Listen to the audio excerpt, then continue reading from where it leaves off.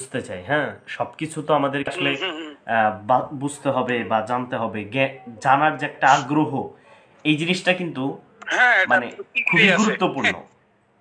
মানে গুরুত্বপূর্ণ। জি জি, তো আপনার মানে বিশ্বাস বা অবিশ্বাসের অবস্থানটা আসলে কেমন? দেখুন, এখানে প্রসঙ্গটা বেশ জটিল, তবে এক প্রশ্ন যদি বলি একেবারেই সহজ। আবার দ্বিতীয়ত কথা হচ্ছে যে, যেমন ধরেন কিছু কিছু জিনিস আছে, যেমন ধরেন মুক্তমনাদের পক্ষ থেকে এগুলোতে বড় ধরনের অংশটাকে সমর্থন করা যায়। হ্যালো। না ভাই, আমি আমি বলতেছি বিশ্বাস এবং অবিশ্বাসের অবস্থানে আপনার অবস্থানটা কেমন? মানে বিশ্বাসের ও সৃষ্টিকর্তার বিশ্বাসের দুইটা দিকে সৃষ্টিকর্তার দুইটা দাগ আছে। সৃষ্টিকর্তার বিশ্বাস না, এবং অবিশ্বাসের স্থানে আবার আপনার অবস্থানটা কেমন? আমি আপনাকে প্রথমে বলছি যে 100% এরকম না। আমি আমি যুক্তিটাকে বেশি বিশ্বাস করি, সত্য এবং ন্যায়টাকে ধর্ম মানি। আচ্ছা আচ্ছা আচ্ছা। আর যদি আপনি বলেন, মানে আপনি আসলে যুক্তি আপনি বলতে তো কি বুঝাচ্ছেন? সনাতনী, যুক্তি বলতে সত্য এবং ন্যায়। ও আচ্ছা আচ্ছা আচ্ছা। মানে তারপর সত্য, আমি যদি সত্য জিনিসটা বুঝছি। আমি একটু একটু হ্যাঁ, মানে যদি আপনি যুক্তিকে মানেন তাহলে আলাদাভাবে কেন বললেন যে আমি যুক্তি, সত্য প্লাস আরো অনেক কিছু বললেন, তাই না? না, যুক্তির মধ্যে মিথ্যাও থাকে, কথা বুঝছেন। হ্যাঁ, তাহলে ন্যায় আপনি আর যুক্তি শব্দটা অন্যায়ের বাদ মধ্যে দিতে কেন পারতেন, ন্যায় এবং সত্য বলতে পারতেন। না? যদি আপনি এক কথায় বলতে যাই, আমি আমি সত্য এবং ন্যায়টাকে আমি ধর্মের দিক দিয়ে বেশি প্রাধান্য দেই। আর যুক্তি হচ্ছে কিছু কিছু ক্ষেত্রে মনে করেন যুক্তি দিয়ে ভালো জিনিসটারও খারাপ দিক থেকে যুক্তি দিয়ে না বুঝাইয়া আপনারে কেউ বোঝানোর চেষ্টা করে। তো এখানে আবার কিছু সত্য কিছু মিথ্যা জড়িত থাকে, হ্যাঁ কথা হ্যাঁ। বুঝছেন। না, এটার এইখানে সাথে আমি যুক্তি পরিপূর্ণ পরিপূর্ণ আপনার সাথে একমত এই বিষয়ে। যে যুক্তিটা হচ্ছে অনেক সময় মানে বিভিন্ন সিস্টেমে হয়ে থাকে। হ্যাঁ এটা এক একজন হচ্ছে এক হ্যাঁ এক ভাবে ব্যবহার করে, এটার সাথে আপনার সাথে একমত, কিন্তু আমরা কিন্তু মেইনলি হ্যাঁ। আসলে তাহলে আপনার কথা থেকে সিদ্ধান্ত নিতে পারি যে আমরা যুক্তিকে মানতে পারি না। না, যুক্তিকে মানা যায় না, কারণ যুক্তি মনে ঠিক করেন ঠিক। এক্সাম্পল, আমি যদি আপনার ধর্মের ব্যাপারেও একটা যুক্তি দিতে হয়, চুরকে দিয়ে যুক্তি দেয়, ডাকাতকে দিয়ে যুক্তি দেয়। জি জি জি জি। না, এটার সাথে ধার্মিক যদি এটার সাথে একমত আপনার সাথে যে যুক্তি আমাদের জন্য সর্বোচ্চ মানদণ্ড হইতে পারে না। এইটার সাথে আপনার সাথে আমি না পরিপূর্ণভাবে একমত হলাম। ভালো লাগলো আপনার সাথে একটা বিষয় আমরা একমত না হতে পারছি। না ভাই, আমার আপনার সাথে আমার কতদিনের সম্পর্ক হয়েছে জানি না, তবে আমি একটু ব্যতিক্রম। ব্যতিক্রম বলতে গেলে দেখুন, ওই যে আপনি যে জিনিসটা নিয়ে কথা বলছেন যুক্তি, হ্যাঁ হ্যাঁ। এটা হচ্ছে শুধুই যুক্তি। যেমন ধরেন আমরা অনেক ধর্মগুরুরাও সুরে দিয়ে যুক্তি দেয়, ডাকাতরে দিয়ে যুক্তি দেয়, না না, আপনি ঈশ্বরে দিয়ে যুক্তি আপনাকে দেয়, কিন্তু তাহলে একটা এখানে জিনিস মিক্স আমি হয়ে গেছে। প্রশ্ন করছিলাম যে সৃষ্টিকর্তার মানে বিশ্বাসের হ্যাঁ। এবং অবিশ্বাসের অবস্থানে আপনার অবস্থানটা কেমন, এইটা হচ্ছে আমার প্রশ্ন ছিল। প্রশ্নটা আপনি করছেন একদম ছোট হইরা, যদি আমার বলতে হয় একটু লম্বা হ্যাঁ, হবে। আপনি একটু লম্বা করেই বলেন, একটু সময় নিয়েই বলেন, কোনো সমস্যা নেই। দেখেন, আমি বয়সটা আমার বেশ হয়েছে, আর ছোটকাল থেকে আমি গ্রামের বাহিরে ছিলাম, তারপর দেশের বাহিরে। ওকে। হ্যাঁ হ্যাঁ আচ্ছা। ভাই বলেন। হ্যাঁ হ্যাঁ। তো ছোট সময় আমিও এত বলো ছিলাম না এই ব্যাপারে, তবে আমি জানি, বুঝছেন। হ্যাঁ হ্যাঁ হ্যাঁ বলেন। হ্যাঁ, আমি এই ব্যাপারে জানি। যেমন ধরেন ধর্মগ্রন্থের ধর্মের কিছু নিয়ে আমি না না, ধর্মটা জানি, আসবে পরে, জানার পরেও প্লিজ। ধর্মটা আসবে পরে, আগে আমরা হ্যাঁ, সৃষ্টিকর্তার অস্তিত্ব নিয়ে আপনার অবস্থানটা জানতে চাচ্ছি আমি মেইনলি। না, সৃষ্টিকর্তার অবস্থান নিয়ে তো না এক শব্দ, ঠিক আছে। আপনি সৃষ্টিকর্তায় দ্বিতীয়ত বিশ্বাস করেন আমি না, এটার সপক্ষে আপনার কাছে মানে কি কি মানে আপনি যে এই অবিশ্বাসটা আপনার মানে কি কি হ্যাঁ, লজিকের কারণে বা কি কি কারণে হচ্ছে আপনি এটাকে অবিশ্বাস করতে শুরু করলেন? না, কিছু কিছু লজিক, যেমন ধরেন আমাদের ধর্মগুরু যারা আছে অনেক বড় না বড়, না, ধর্ম তো তাদের স্টেপ, মধ্যে অনেক মিথ্যা একটু একটু চলন। একটু না, একটু দেখেন, অনেকেই কিন্তু বিশ্বাস শুরুটা কিন্তু করে, আপনার আমি একটু বলি, হ্যাঁ, হ্যাঁ, অনেকেই কিন্তু বিশ্বাস করে এরকম যে পৃথিবীতে হুম, কোনো ধর্ম নেই, তবে সৃষ্টিকর্তা আছে। তো আপনাকে এই জায়গা থেকে যদি আমি জিজ্ঞেস করি যে আপনি হুম। সৃষ্টিকর্তার ক্ষেত্রে আপনার অবস্থানটা কেমন? আমি এরকম কোনো অস্তিত্ব আমি পাই নাই, আমার এইরকম বিশ্বাস নাই। তবে তার মধ্যে একটা মানে জিনিস আছে, আপনার যেমন এই ধরেন যে আপনি যে মানে আপনার এটার পক্ষে তো আপনার কাছে কোনো যুক্তি আছে কিনা, নাকি আপনি কি মনে করতেছেন বিষয়টাকে? না, আমার যুক্তিতে আমি আমি তো আপনাকে বললাম, আমিও আপনাকে যেমন ধরেন একটু সময় নিয়ে বলতে চাই। যেমন ধরেন যে আপনি বলতেন ঈশ্বর আছে কিনা, আমি তো দেখি নেই, হুম হুম। ঠিক আছে? আচ্ছা, আপনি এই তাই কথাটা এখানে যেই বিশ্বাস জ্ঞানের আলোকে বললেন, সেই জ্ঞানটাকে কি আপনি কখনো দেখেছেন? না, জ্ঞান দেখি নাই, জ্ঞানটা আমার উপলব্ধি। জ্ঞান কখনো কেউ কোনোদিন জ্ঞান দেখে নাই, হ্যাঁ, তাহলে উপলব্ধি। সৃষ্টিকর্তার যদি ক্ষেত্রে বলেন আমি আপনি জ্ঞান, এই দেখা জিনিসটাকেই মেইন করছেন কেন? কোনটা?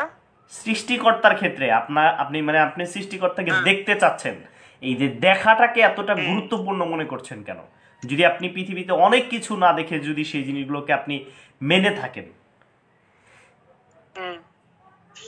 এই জন্য আমি বলছি যে আমাকে একটু লম্বা করে বলতে দেন। আমি যে ব্যাপারটা আপনার সাথে প্রাধান্য দিতে চাইছি, যে আপনি কতটুকু বিশ্বাস করেন বা বিশ্বাস করেন কি না। আপনি তো এটাই বলছেন, হ্যাঁ করি হ্যাঁ কি হ্যাঁ, না। কিন্তু আপনি আপনি অবিশ্বাসের যদি পিছনে কিন্তু একটা গুরুত্বপূর্ণ কারণ দেখাইছেন যে আমি দেখি না, কিন্তু এটাই কি আপনার সবচেয়ে এখানে গুরুত্বপূর্ণ মানে লজিক কিনা?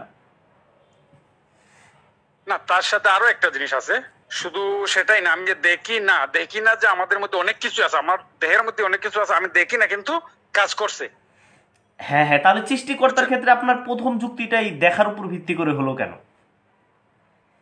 দেখার প্রতি, যেমন ধরেন আপনি যেভাবে শর্ট করে বলছেন, আমি শুধু সংক্ষেপে শর্ট প্রশ্নের উত্তরটাই দিলাম। আর দ্বিতীয়ত যদি আমি এটাকে আপনার আপনি বোঝাতে একটু যাই, বড় তাহলে করে আমি দেন, একটু মানে সময় বড় নিয়ে করে বোঝাইতে দেন। পারি। হ্যাঁ, যেমন ধরেন এখানে আমরা জন্মের পর থেকে জনি যে ধর্মী আছে, সে একজন সৃষ্টিকর্তার অনুসারী।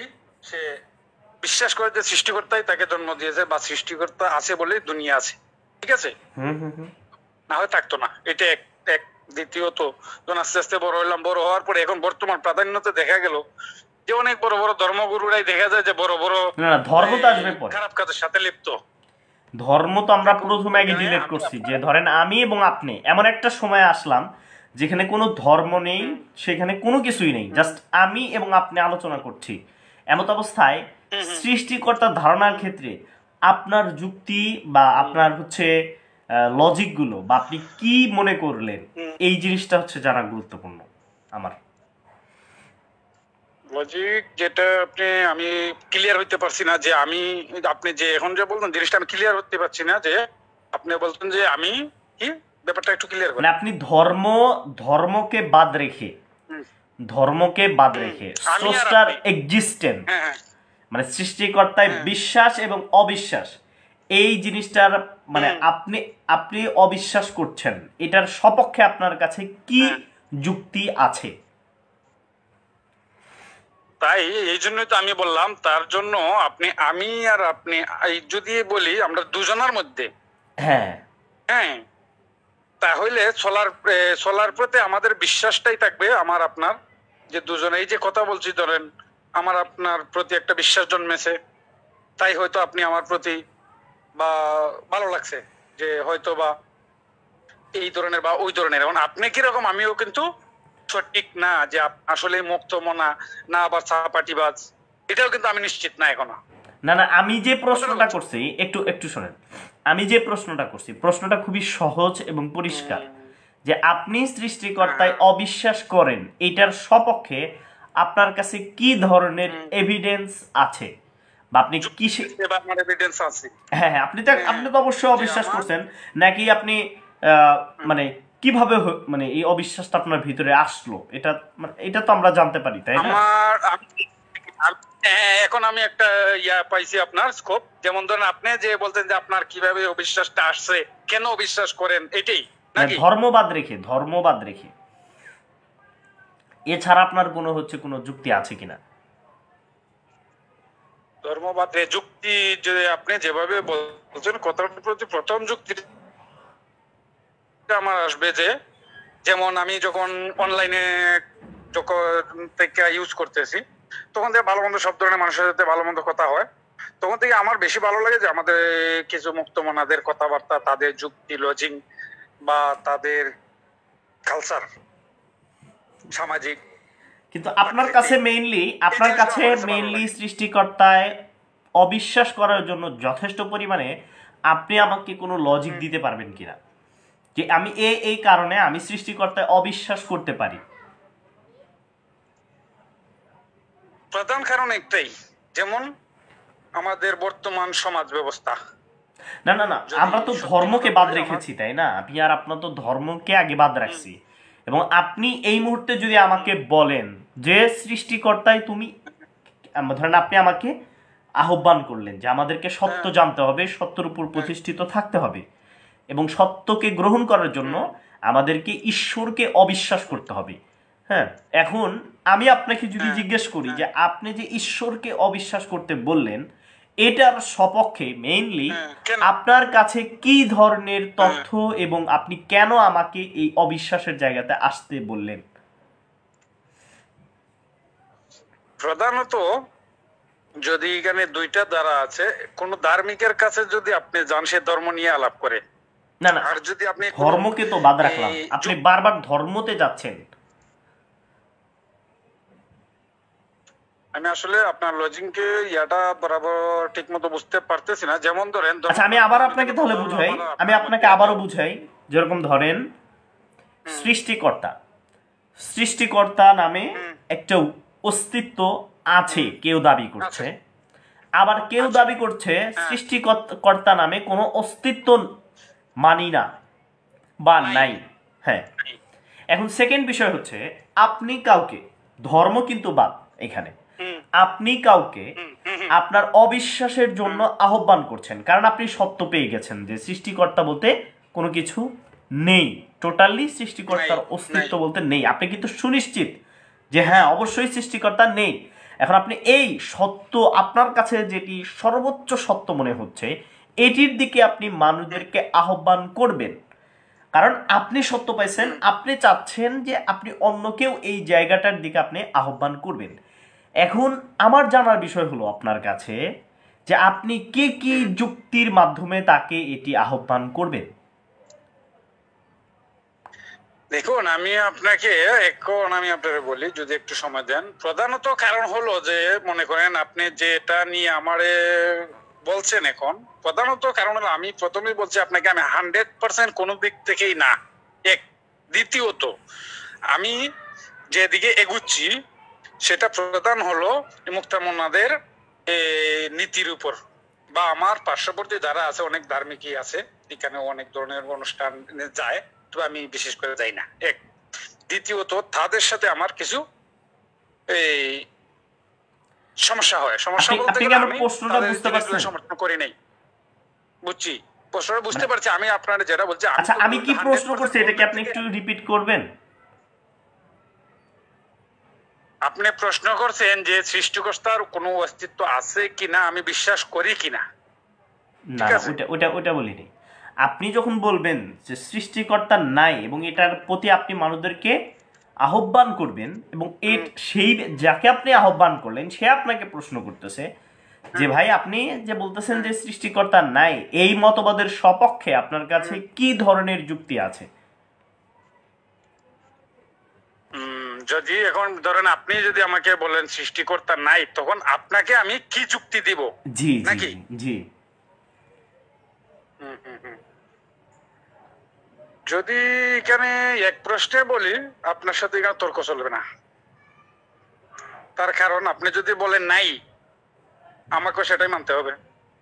কেননা আমি আপনার সাথে তর্কে যাইতে চাই না, ঝগড়া করতে চাই না।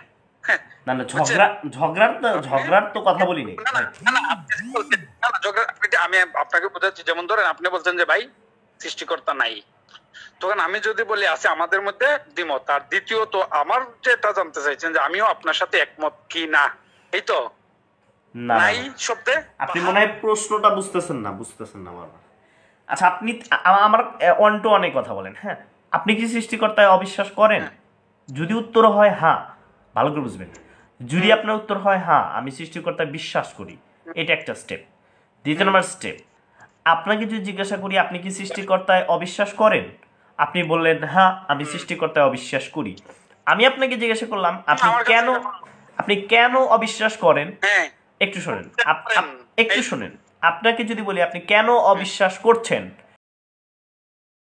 যদি আমাকে ধর্মের ভুল ভ্রান্তি দেখান তো আমরা স্টেপ বাদ দিয়ে দিলাম যে ধর্ম বলতে কোনো জিনিসের অস্তিত্ব নাই।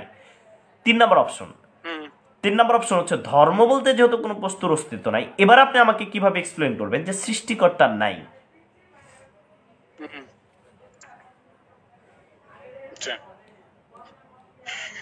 এখন আপনার সাথে যদি আমি বলি, এখানে বেশ কয়েকটা জিনিসে আপনি আমারে, হ্যালো, জি ভাইজান শুনতেছি। হ্যাঁ, যদি আমি শর্ট প্রশ্নে আপনাকে বলি তাহলে 100% আমি কোনো দিক থেকে এখনো এরকম নিশ্চিত না। হ্যাঁ না, কোনোটাতে 100% না। তার কারণ হচ্ছে এটাই, আমার এখনো সময় আছে সামনে, বুঝছেন? ও আচ্ছা, আপনি 100% শিওর না। আপনি এবার আসেন, আপনি কিন্তু শিওর না যে নাই, বা আপনি শিওর যখন না হবেন তার মানে আপনি অবশ্যই এই জিনিসটা নিয়ে চিন্তা করছেন, রাইট? আপনার গবেষণা আছে এটার উপর। হ্যাঁ, আমি চিন্তা করছি, এই জন্য আমি আপনাকে বলার চেষ্টা করছি। আমি হ্যাঁ হ্যাঁ, এবার একটু আমার সাথে আসেন। জি ভাইজান, এবার একটু আমার সাথে আসেন। আপনি যখন বলতেছেন যে সৃষ্টিকর্তা আছে কি নাই এটা আমি জানি না, এবং এটার জন্য এই একটা সিদ্ধান্তে পৌঁছানোর জন্য আপনাকে অবশ্যই গবেষণা করতে হয়েছে, বা আপনি একটা আপনার থিঙ্কিং জগতে, আপনার চিন্তার জগতে কিছুটা আপনাকে চিন্তা করতে হয়েছে। এই ব্যাপারে আমিও একমত, আপনিও একমত, আপনি এগ্রি করেছেন। এখন আমার জানা বিষয় হচ্ছে আপনার কি রিসার্চ ছিল এবং আপনার কি গবেষণা ছিল, যে গবেষণার উপর ভিত্তি করে আপনি এই একটা পজিশনে আসছেন, সেই গবেষণাটাকে আমাকে জানাবেন, বা আপনার সেই চিন্তা চেতনাটাকে আপনি আমাকে জানাবেন। ধর্ম কিন্তু বাদ। আমি, আপনি যে যুক্তিটা এখন আসছেন আমার কাছে ভালো লাগছে, তবে আপনি সময় দিতে পারবেন কিনা এটা নিয়ে সন্দেহ আছে আমার। না, আমি সময় দেব, আমি আপনার সাথে আর অনেকক্ষণ সময় দেব, কোনো সমস্যা নেই। প্রথম হলো আমার জন্ম নিয়ে সমস্যা। কি ধরনের সমস্যা? অবৈধ এরকম কিছু না। জন্মের সময় আমি ছিলাম অনেক ভালো পরিবারের সন্তান, বড় পরিবারের সন্তান। বাবা মারা গেলেন 11 বছর বয়সে। আমার দ্বারের পাশে কেউ ছিল না। 7 বোন নিয়ে আমি একাই পার ধরতেছি। কত রঙের কত রকমের কাজ করেছি। দেশে এমন কোনো জায়গা নাই যে আমি কাজ করিনি। ভালো কিছু করারও চেষ্টা করছি, ভালো কিছু করতে পারি নাই। ওইখান থেকে এত লঘুলাঞ্ছনার পরে দেশ চাইয়া বিদেশে আসলাম। বিদেশে আসার পরে কত রঙের কষ্ট করলাম, দুঃখ করলাম। একে একে 7টা বোনকে বিয়ে দিলাম। 7টা বোনকে বিয়ে দেওয়ার পর আমি আজকে 5-7 বছর যাবত বেকার হয়ে পড়ছি। এই হঠাৎ করে এই কয়েক মাস যাবত টুকটাক কিছু কাম কাজ করছি, বেশ ভালোই চলছে। আর আমার বয়সও বেশ হয়েছে। নিজের ঘর সংসার বা নিজের ভালো মন্দ নিয়ে কখনো ভাবি নেই। কথা শুনতে পাচ্ছেন আপনি? হ্যাঁ, একদম পরিষ্কার শুনতে পাচ্ছি। জি, আচ্ছা, আমার নিজের ঘর সংসার এগুলো নিয়ে কখনো ভাবি নেই। আমার বয়স 36 হয়ে গেছে। আচ্ছা, এবার সামনে কি হবে জানি না। আমি এর ভিতরে কোনো ধরনের সাহায্য সৃষ্টিকর্তার কাছ থেকে পাইনি। আমি যা দেখছি, আমি যা করছি, আমি নিজের শক্তি আর বুদ্ধি দ্বারাই করছি। আপনার শক্তি এবং বুদ্ধি কিভাবে আসলো, কোত্থেকে আসলো? কই থেকে আসলো এই লজিকে যদি আপনি যান, সেটা আরো ব্যতিক্রম কিছু। আমি এরকম কোনো অস্তিত্ব পাই নাই। এক শক্তি আর বুদ্ধি, এটা আমি যদি খানা না খাই এখন, আমার গায়ে শক্তিও থাকবে না। না থাকবে? না না, থাকবে না। খাবারটা আমি না খাই 2 বার। কিন্তু খাবার খেলেই কেন হচ্ছে শক্তি উৎপাদন হয়? ওটা তো নাও হইতে পারতো। আচ্ছা, খাবার খেলেই যে কেন শক্তি উৎপাদন হয়, এটা খাবারের মধ্যে যে শক্তি আছে এটা প্রত্যেকটা প্রাণী জানে। এই কথাটাই বলতেছি যে এই খাবারের ভিতরেই কেন হচ্ছে এরকম একটা জিনিস থাকলো যেটার দ্বারা আপনি উপকৃত হচ্ছেন, সেটা কিন্তু আপনি সৃষ্টি করেন নাই, রাইট? আপনি কি, আপনি ধরেন সাপোজ ভাত খান, একটু শুনবেন, আপনি কিন্তু ভাত খান। এখন ভাতটাকে আপনি সৃষ্টি করতে পারছেন? অন টু অনেক কথা বলবেন, আপনি কি সৃষ্টি করতে পারছেন? আচ্ছা, সেকেন্ড বিষয়, ভাতটা যে আপনি খাচ্ছেন, আপনার কাছ পর্যন্ত যে আসছে, বা এটা যে একাকি, মানে এই যে মানে যখন আপনি বীজটা রেখে এসেছেন সেটাকে কিন্তু আপনি ফুটায় তোলেন নাই, আপনি কিন্তু ফুটায় তোলেন নাই। এক নাম্বার বিষয়। আমি 2 নাম্বার বলছি বিষয় ভাইয়া। একটু বলতে দেন, একটু বলতে দেন। না হ্যাঁ হ্যাঁ এরপর আপনি যখন জিনিসটা খেলেন, খাওয়ার আগ পর্যন্ত বা আপনার কাছ পর্যন্ত পৌঁছানোর আগ পর্যন্ত এটা এমন একটা বিষাক্ত হয় নাই যেটা আপনি খেলে মারা যান, সেরকমটাও হয় নাই।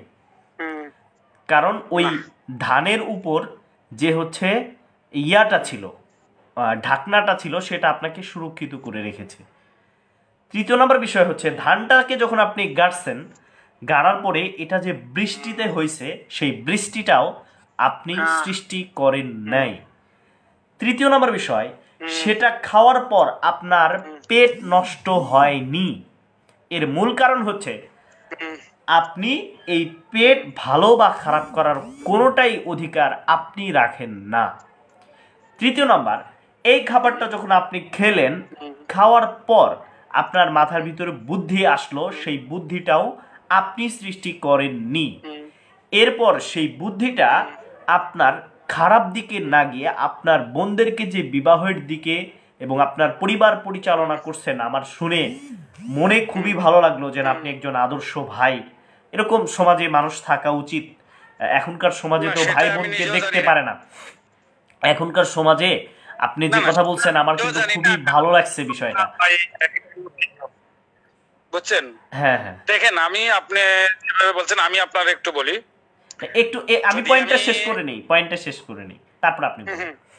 তো এই এত কিছু যেগুলো স্বয়ং আপনি নিজেই নিজেকে সৃষ্টি করতে পারেননি, এমন তো অবস্থায় একটা জায়গাতে এসে আপনি কিভাবে দাবি করেন যে আমি এটি করেছি? আপনার একটা কর্মকে কি আপনি দাবি করতে পারেন যেটা আপনি করেছেন? আচ্ছা, তাহলে আমি আপনাকে একটা কথা বলি। জি, আচ্ছা, আমিও উন্নত প্রসঙ্গে নিয়ে আপনাদের বলছি। আমি এখানে আজকে প্রায় 19 বছর হয়ে গেছে দেশের বাইরে। হ্যাঁ ঠিক আছে, হ্যাঁ, আমি একবারও কিন্তু দেশে ফিরি নাই এখন পর্যন্ত। ইন্নানি, এক লাগা 19 বছরে আমি 7টা বোনকে লেখাপড়া করাইছি, 7টা বোনকে বিয়ে দিছি। শুধু অর্থ সম্পদ সব মানুষের কাছে ছিল, এইগুলো আমি হাতে আনছি, অল্প কিছু জায়গা কিনেছি। যাই হোক, এই করতে করতে আমারও বয়স হয়ে গেছে, যাওয়ার মতো স্কোপ পাইতেছি না এখন পর্যন্ত। ঠিক আছে? ও আচ্ছা হ্যালো, আচ্ছা। জি ভাইজান, আমি শুনতেছি, আমি খুব মনোযোগ দিয়ে শুনতেছি, আমি একজন আদর্শ শোনেন, ভাইয়ের কথা শুনতেছি। আমি না, সেটা পরে হবে। তো প্রধানত হলো যে আমি এখন পর্যন্ত দেশে ফিরে নাই প্রায় 19 বছর। এবারে রাখা মাস শেষ হলে 20 বছর হয়ে যাবে। আচ্ছা, যাই হোক, এই 7 বোনের পিছনেই আমি এই পর্যন্ত আমার বয়সটা চলে গেছে। আর দ্বিতীয়ত, এখানে আসার পরে দেখলাম আমার মতো অনেকেই আছে প্রবাসীরা। কতটুকু বিশ্বাস করবেন জানি না, প্রবাসীরা একজন লোক সুখে নাই। যদি 100 জনের মধ্যে 100 জনই দুঃখে আছে, তার প্রধান কারণ হচ্ছে যে দেশ ছাড়া বিদেশ, আইন কানুন মাইনা চলতে হয়, তারপর পরিবারের সাথে আছে। যাই হোক, এইগুলো বলতে গেলে অনেক লং টাইম হয়ে যাবে। আমার নিজের চোখের সামনে যে দেখলাম অনেকেই বিয়ে করে দেশে থেকে চলে আসছে, বুঝছেন? হ্যাঁ হ্যাঁ, আসার পরে অনেক সময় দেখা যায় ওরা দেশে ফিরে দেখছে ওদের স্ত্রী গর্ভবতী। কথাটা বুঝতে পারছেন? হ্যাঁ হ্যাঁ হ্যাঁ,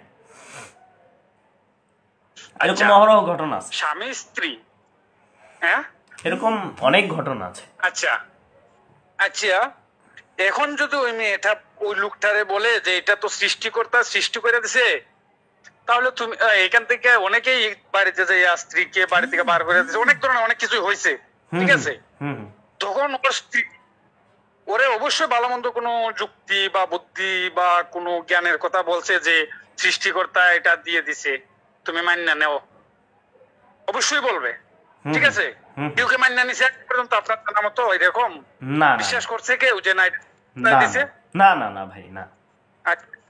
হ্যাঁ, এক দ্বিতীয়ত দেখেন, একটা পুরুষ আর একটা মেয়ে যতক্ষণ পর্যন্ত তারা বিয়ে না হয়, বিয়ের আগে যদি কোনো মেয়ে বাচ্চা হয়, আজ পর্যন্ত শুনছেন কেউ বলতে যে এটা সৃষ্টিকর্তায় দিছে? আচ্ছা আচ্ছা, আপনার পয়েন্টগুলো বলেন, আমি পরে বলি, যেহেতু আপনি প্রথমে বলতেছেন আমি নাকি বলতে দেই না, এই জন্য। আচ্ছা, অবিবাহিত কোনো মেয়ের গর্ভে সন্তান আসলে সে হাজার চিৎকার করেও যদি বলে সেটা সৃষ্টিকর্তা দিছে, তোমরা বিশ্বাস করো, আজ পর্যন্ত এমন ইতিহাস আছে যে কেউ বিশ্বাস করছে? আচ্ছা আচ্ছা আচ্ছা, ইতিহাসে আমি শুনি নাই। আচ্ছা, এক না না, দ্বিতীয়ত, ইসলাম ধর্মে এরকম একটা ঘটনা আছে। আছে, আমি জানি মরিয়মের ব্যাপারে। হ্যাঁ হ্যাঁ, বলেন বলেন। ঠিক আছে, হ্যাঁ বলেন। আচ্ছা যাক, আমি ওই প্রসঙ্গে গেলামই না, চাচা বাতিজির ব্যাপার নিয়ে, তাই তো? না না, বলেন বলেন। হ্যালো, হ্যাঁ আপনি বলেন। আচ্ছা যাই হোক, আমি ওই প্রসঙ্গে গেলামই না। হ্যাঁ, এটা তো কেউ বিশ্বাস করবে না কোনোদিনও। যখন বিশ্বাস করবে না তখন তার কি হয়, কলঙ্কিত হইতে হয়, অনেক ধরনের সমস্যার সম্মুখীন হতে হয়। তো এখানে কয়েকটা যুক্তি আমি দেখাইতেছি। একটা হচ্ছে যে প্রবাসী স্ত্রীদের সন্তান হয়ে গেছে, সেটা বিশ্বাসযোগ্য নয়। অবিবাহিত মেয়ের গর্ভে সন্তান আসছে, সেটাও অবিশ্বাস করার মতো, কিন্তু বিশ্বাস করার মতো কোনো যুক্তি নেই। ঠিক আছে, আপনি আরো একটা বলছেন যে এখন মনে করেন ধানের কথা যে আপনি বললেন, ধান গাছ লাগাই আসলে যদি আমি যে পানি না দেই, এই ধান গাছে ধানও আসবে না, রোদ থেকে মরে যাবে। আচ্ছা আচ্ছা, আমি কিন্তু আপনার কথার মাঝে ইন্টারাপ্ট করলাম না, ভালো করে বুঝবেন। আমি কিন্তু কথার মাঝে ইন্টারাপ্ট করলাম না, আপনার বলা শেষ হলে এরপর আমি বলবো। জি বলেন। না, আমি এক দুইটা যুক্তি আপনাকে দিছি, এই দুই তিনটা যুক্তির একটা ব্যাখ্যা মারা দেন। আচ্ছা আচ্ছা, আমি সবগুলোই দেবো, একটাও বাদ রাখো। আচ্ছা বলেন। হ্যাঁ, এক নম্বর বিষয় হচ্ছে যে আমার দাবিটা আপনি বুঝতে একটুখানি ভুল করছেন। আমি বলছি যে কোনো অস্তিত্বকে আপনি সৃষ্টি করতে পারেননি, বুঝতে পারছেন? কোনো অস্তিত্বকে আচ্ছা আপনি, এক মিনিট, যদি একটু সুযোগ দেন আমি এটা বলি আপনাকে। কথার মাঝখানে কথা বললে তো ভাই হয় না। আমি তো আপনার আমার অনেক কথা ছিল ওইখানে, আমি বলিনি। না না, আমি এখানে একটা জায়গায় ভুল করছি, যে আপনি যেটার কথা বলছেন ওইটা আমি মনে করবো যে প্রকৃতির নিয়ম। আচ্ছা, ওইটা আপনি বলবেন, ওইটা আপনি বলবেন, অবশ্যই বলবেন না কেন? ওটা তো আপনি বলবেন, কিন্তু এই যে আমি যে পয়েন্টটা দাঁড় করাইতেছি, পয়েন্টটাকে শুনবেন মনোযোগ দিয়ে আমি কি বলতেছি। প্রথমত যে বিষয়টা, যে কোনো বস্তুর অস্তিত্ব আপনি সৃষ্টি করতে পারেন না, এবং আপনি না বরঞ্চ পৃথিবীর কোনো একটি অস্তিত্ব অন্য একটি অস্তিত্বকে ডাইরেক্টলি সৃষ্টি করতে পারে না। আপনি এই মুহূর্তে তাকায় তাকায় দেখেন, একটা অস্তিত্ব আর একটা অস্তিত্বকে সৃষ্টি করতে পারে না। কেবলমাত্র একটা সৃষ্টি আর একটা সৃষ্টিতে রূপান্তরিত ঘটতে পারে। পয়েন্টটা খুবই ভালো করে বুঝবেন, এবং কথার মাঝখানে কথা বলবেন না আশা করছি, কারণ আমি আপনার কথার মাঝে ইন্টারাপ্ট করিনি। দ্বিতীয় নম্বর বিষয় হচ্ছে এখানে যে একটা সৃষ্টি আর একটা সৃষ্টিকে যেখানে সৃষ্টি করতে পারে না, এই মহাবিশ্বের এত কিছু অস্তিত্ব যেটা থেকে আপনি উপভোগ করতে পারছেন, এরপরে যদি আপনি বলেন সৃষ্টিকর্তার কোনো প্রভাব নেই, এ দাবিটা সম্পূর্ণ ভুল হবে। আপনি প্রকৃতি বলছেন, ওটার উত্তর আমি দেব একদম শেষে। দ্বিতীয় নম্বর বিষয়, আপনি বলছেন যে আমি যদি পানি না দিতাম তাহলে গাছটি হতো না। বন জঙ্গলে অহরহ বৃক্ষলতা হচ্ছে, যেখানে আমি বা আপনি কারো পানি দেওয়ার প্রয়োজন হয় না, পরিচর্যার প্রয়োজন হয় না। এই জিনিসটির সাথে আপনিও একমত, আমিও একমত, যদি আপনি সততার সাথে কথাটা। না, আমি এখানে একমত না থাকার কারণ হচ্ছে, আমি আপনাকে বলি, আমি যে দেশে আছি মরুভূমির দেশ, বুঝছেন ভাইয়া? হ্যাঁ হ্যাঁ হ্যাঁ, বলেন। সহজভাবে বলি, বৃষ্টি খুব কম, বছরে 1-2 দিন বৃষ্টি হয়, ঠিক আছে। কিন্তু আপনি যে পয়েন্টটা মেক করতেছেন, আমার এই পয়েন্টের সাথে সেটার কোনো সম্পর্ক নাই। আমি বলি শেষ করি, তাহলে বুঝতে পারবেন বিষয়টা। আচ্ছা, হ্যাঁ, এখন বিষয় হচ্ছে যে প্রকৃতপক্ষে আপনি পানি দিচ্ছেন, অনেক বৃক্ষ আছে যেগুলোতে আপনি পানি দেওয়া সত্ত্বেও সেটি মারা যায়।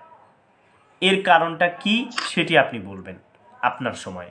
আচ্ছা, তৃতীয় নাম্বার বিষয় হচ্ছে, আপনি বলতেছেন যে পেটে গর্ভ ধারণ করলে পেটের ভিতরে যে অস্তিত্বটা আসছে, এই অস্তিত্বটা আপনার কাছে সামথিং টু সামথিং হয়েছে। ভালো করে বুঝবেন, আমি কিন্তু আপনার সাথে এটার সাথে সম্পূর্ণ একমত যে পৃথিবীর প্রত্যেকটি বস্তু সামথিং টু সামথিং হয়, নাথিং টু সামথিং এটি হয় না। এটি হচ্ছে আমার দাবি, মনোযোগ দিয়ে শুনলে ভালো করে বুঝতে পারবেন। নাথিং টু সামথিং এবং সামথিং টু সামথিং, এটি হচ্ছে আমি আপনাকে এতক্ষণ হলো বুঝাচ্ছিলাম যে নাথিং থেকে কোনো বস্তুর অস্তিত্ব আমরা আনতে পারি না। তো এই মহাবিশ্বকে যখন হচ্ছে আমরা চিন্তা করব, এই চিন্তার সময় অবশ্যই আমাদের একটা ধারণা থাকা উচিত বলে আমরা মনে করি যে নাথিং থেকে হয়নি। আর এরই পরিপ্রেক্ষিতে আপনার পেটে যে মানুষ বিশ্বাস করে না, এটা কেন বিশ্বাস করে না? এখানে সামথিং টু সামথিং কে ঘটাইছে এটার ব্যাপারে বিশ্বাস করে না, কিন্তু নাথিং থেকে হয়েছে এইটার ব্যাপারে কেউ প্রশ্ন উত্থাপন করে না। আপনি মনে হয় বুঝতে পারেন না এই বিষয়টা। এখন কথা হলো যে ভাই, আপনি যখন হচ্ছে আপনার কোনো সন্তান হবে, এই সন্তানটা আপনি রেখে গেছেন, রাখা যাওয়ার পরে কেউ দাবি করলো বা কেউ মেনে নিতেছে না, এই জিনিসটা তো কেউ মেনে নিবে না, কারণ এটা এটা হচ্ছে সামথিং টু সামথিং এর বিষয়। এখন কথা হচ্ছে এই যে অনেকেই কিন্তু যৌন সম্পর্ক করে, এরপরেও তাদের কিন্তু সন্তান হয় না। এর কারণটা কি তাহলে? এটাও একটা গুরুত্বপূর্ণ বিষয়। এখন সব মিলে যে আমি শেষ শেষ শেষ শেষ শেষ শেষ এখন আপনার শেষ কোশ্চেন, মানে যেটা আমি শুরু করার পর আপনি বলছেন নেচারের যে বিষয়টা বলছেন, আমাদের কথা হচ্ছে নেচারের এত বুদ্ধি হলো কেন যে এত কিছু সুনিপুণভাবে তিনি সৃষ্টি করতে পেরেছেন? এই নেচার জিনিসটা কি এটি আপনি এক্সপ্লেইন করবেন। আমার দাবি হচ্ছে এই নেচারের এত বুদ্ধি কোত্থেকে আসে। জি বলেন। শেষ আপনার? হ্যাঁ ভাই, আমার শেষ। আচ্ছা, এখন আমি যেতগুলি বলছেন এতগুলি আমার তো মনেই নাই, তো যাক দুই একটা যেগুলো মনে আছে আমি ছোট করে বলি। হ্যাঁ, আপনি প্রয়োজনে লিখে রাখেন, আমার কথা বলার সময় আপনি লিখবেন। না ভাইয়া, তো কিছু লেখা লাগবে না, আমি ছোটখাটো দুই একটা বললে আপনি বুঝতে পারবেন যে আসলে আমি কি ধরনের কি কথা বলছেন। তো প্রথমে যদি আমি বলতে চাই, যেমন ধরেন আমি বলছিলাম যে আমি মরুভূমির দেশে বসবাস করছি এবং আমি নিজেও গার্ডেনে কাজ করি মাঝে মধ্যে। ঠিক আছে, আমি ডিফেন্সের ভিসা দিয়ে ডিফেন্সে আসছিলাম, ডিফেন্স থেকে আমার নিয়ে আইছে। যাই হোক, আমি মালিকের এখানে কাজ করি না, গাড়ি চালাই আর নিজে কিছু টুকটাক ব্যবসা করি। আচ্ছা যাই হোক, তো প্রধানত হলো আমিও অনেক সময় গাছে পানি দিছি, আবার কোনোটারে পানি একটু বেশি ঢালছি মরার জন্য। তার কারণ হলো কিছু কিছু গাছ এখানে ওরা শখ করে নিয়ে আসে, এটা দেখতে সুন্দর কিন্তু এটা বিরক্ত করে অনেক বেশি। ঠিক আছে, পানি একটু বেশি দিলে জানি এটা মারা যাবে, পানি একটু বেশি ঢালে সে মারা যায়, তখন উগরে এটার ফালাইয়ে দিই, আমার এই ঝামেলাটা সরে গেছে। বুঝতে পারছেন আমি বুঝাইছি? হ্যাঁ, আমি একদম আপনার কথা মনোযোগ দিয়ে শুনছি। জি বলেন। হ্যাঁ, এই গাছটা আমার বিরক্ত করে, কিন্তু ওরা সুন্দরের জন্য নিয়ে আসছে। গাছটা তো খাটা, বা কিছু ফ্রুটের গাছ আছে, যেমন ধরেন এটা যদি পাখি খায়, পাখি খাইয়া যদি আপনার এই পায়খানা করে পুরো ইয়াটা নষ্ট করে লাল হয়ে যায়, তখন গাছটা মারতে গেলে এমনি যদি খাইটা ফেলাই তো মালিকে ধরবে, তখন এটা মারতে গেলে দেখতে হবে যে এটা কিভাবে মারা যায়। মরুভূমির দেশ, মারার দুইটা তরিকা আছে। একটা হচ্ছে পানি একটু বেশি দিলে এটা মরে যায়, মালিকে বলে মরে গেছে ফালাই দাও, ফালাই দিলাম উগরাইয়া। ঠিক আছে, ওটাই যখন ফালাই দিলাম, তারপর কি হইলো, ঝামেলাটা শেষ। এক দেখেন, এটা আমার ব্যক্তিগত যে ব্যাপারগুলো নিয়ে আমি আপনাকে বলতেছি। দ্বিতীয়ত, একটা পানি বেশি দিলে মারা যায়, উঠে ফালাই দিলাম, এখানে আমার কোনো দায় নাই। আর দ্বিতীয়ত, কোনোটা যদি দেখা যায় পানি বেশি দিলেও মরে না, এটারে কি করতে হয়, উপরের দিকে হালকা পানি ছিটাতে রাখতে হয়। কারণ মালিক যখন দেখবে গাছের গুড়া শুকনা, তাহলে এটা যদি মারা যায় দায়ভার আমার উপর চলে আসবে, যেটা গুড়াতে পানি দেয় না এই কারণে মারা গেছে। ঠিক আছে, মালিককে বুঝাইতে গিয়ে উপরের দিকে একটু পানি ঢাললে চলে আসলে প্রতিদিন, নিচে কিন্তু পানি নেই, উপরে পানি ঢাললে আমি চলে আসছি, তার পানির প্রয়োজন বেশি, আমি উপরে পানি দিয়ে আসছি, কিছুদিন পরে দেখা যায় এটাও মারা গেল। ঠিক আছে, উগরে ফেলাই দিলাম, তখন আমার ঝামেলাটা শেষ। আচ্ছা আচ্ছা, দুইটা তরিকা পাইছেন গাছ মারার? ঠিক আছে, এক।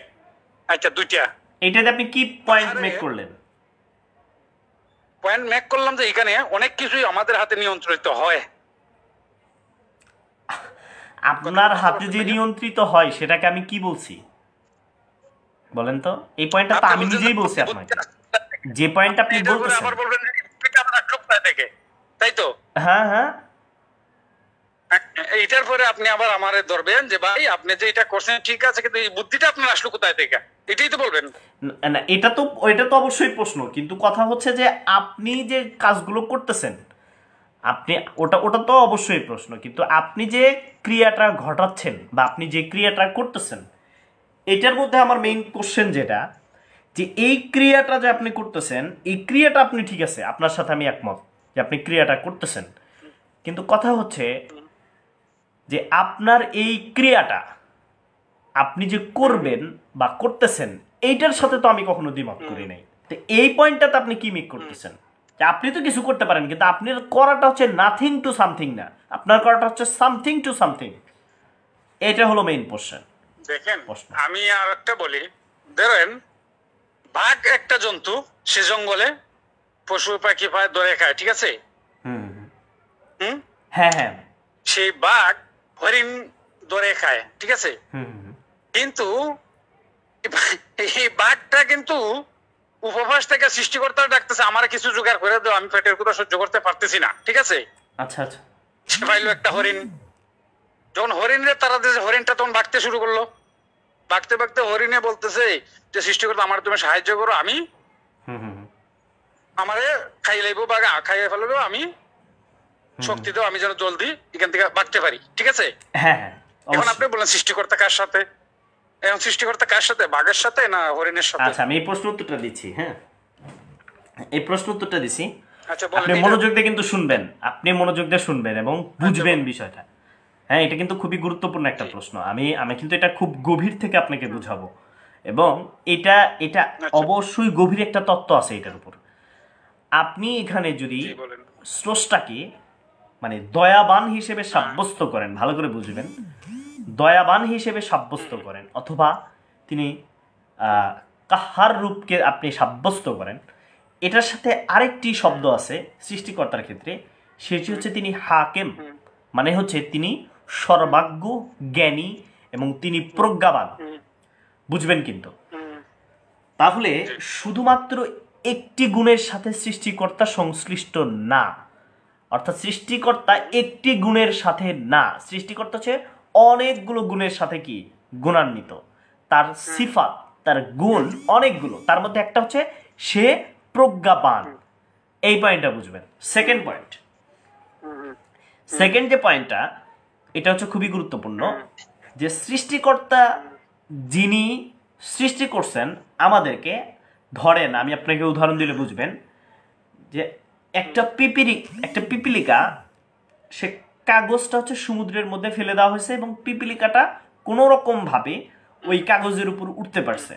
এখন পিপিলিকাটা ওই কাগজের ওইখানে বারবার ঘুরপাক খাইতেছে এবং সে বারবার তার চিন্তা চেতনাটাকে এই ক্ষুদ্র কাগজের মধ্যেই সীমাবদ্ধ রাখছে।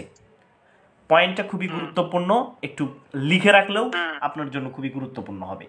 এখন বিষয় হচ্ছে যে আমরা যখন পৃথিবীর মধ্য থেকে একটি বস্তুর দিকে তাকাই যে এইখানে কি ঘটলো, এবং এইখানেও আমরা আবার স্রষ্টাকে একটা সীমিত সীমাবদ্ধ দিই যে সৃষ্টিকর্তা হচ্ছে দয়াবান। এটা কিন্তু সৃষ্টিকর্তার একটা সিফত না, সৃষ্টিকর্তার কিন্তু আরো সিফত আছে, প্রচুর সিফত আছে।